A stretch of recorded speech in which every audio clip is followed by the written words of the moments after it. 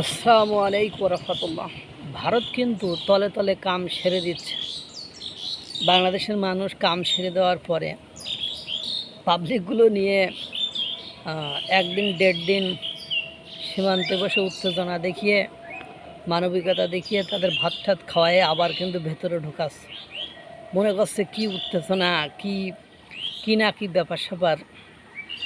আমার কাছে বিষয়টা স্বাভাবিক মনে হচ্ছে, কারণ ইতিমধ্যে আপনারা দেখেছেন নওগাঁয়ে 0.17 জন অবৈধ বাংলাদেশি যারা ভারতে ছিল তাদেরকে 0 পয়েন্টে বিএসএফ রেখে চলে গিয়েছে। ওপাশে বিএসএফ স্বাভাবিক টহল যেটা দেওয়া সেটা দিচ্ছে, এদিকে সেই 0 পয়েন্টের কাছে সেই 17 জন ব্যক্তিকে নিয়ে স্থানীয় জনগণ এবং আমাদের বিজেপি আর কিছু সাংবাদিক, ভারতের কোনো সাংবাদিক কিন্তু সেখানে আসতেছে না। 0 পয়েন্টে মানে 0 পয়েন্টে দিয়ে গেছে মানে কি, এখন তারা বলছে আমরা বাংলাদেশে বাড়ি, আমরা এতদিন ছিলাম, আমাদের বাংলাদেশে বাসা, ঠিকানা দিয়ে আসলে বলছে অমুক জায়গায়, অমুক আমার পিতৃভূমি, অমুক মাতৃভূমি, অমুক জায়গায় তারা এগুলো বলছে। এখন ঘটনা হয়েছে ভাই, আমার দেশের জনগণ 0 পয়েন্টে রেখে গেছে, এখন তারা বলছে আমাদেরকে তো রেখে গেছে, খাবার দাবার কিছু নাই। এখন কি করবে, আপনারা কি করবেন দেখেন। এখানে যারা কাজ করতে আসছিল ওদের কাছে কিছু খাবার ছিল, সেই খাবার তারা দিয়েছে। আপনারা দেখেন দিন শেষে যে কিন্তু ওদেরকে বাংলাদেশে অ্যাকসেপ্ট করতে হবে।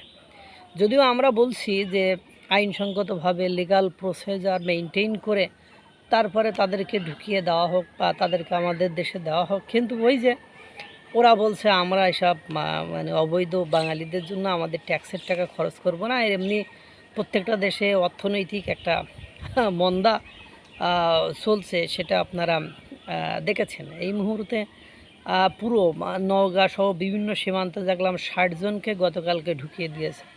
তো ভারত ঠিকই কাম সেরে দিচ্ছে। তো প্রত্যেক দিন যদি 60 জন ঢোকে সকল সীমান্ত দিয়ে, 60 গ্রাম আছে, জয়পুরহাট আছে, বেনাপোল আছে, এরকম সব সীমান্ত দিয়ে যদি 60 জনকে ঢোকায় তাহলে 30 দিনে হয় 318 জনগণ। তা এভাবে যদি 2 মাস দেয় 3800, যদি এভাবে করে আপনার বছরখানি দিতে পারে তাহলে দেখা যায় লাখ দশেক হয়ে যাবে, আশা করা যায় এটা হয়ে যাবে। তো ভারত ঠিকই তার জায়গা থেকে কাম সেরে দিচ্ছে। ওই 0 পয়েন্টে দিয়ে যাওয়া তার মানে ওগুলো বাংলাদেশে ঢুকে যাচ্ছে। ওগুলার পেছনে যে সিচুয়েশন মাড়িয়ে, যে অবস্থা মাড়িয়ে তারা এসেছে, তারা যদি আবার ব্যাক করে তাদেরকে সাটা ভেঙে দেবে ভারতের বিএসএফ।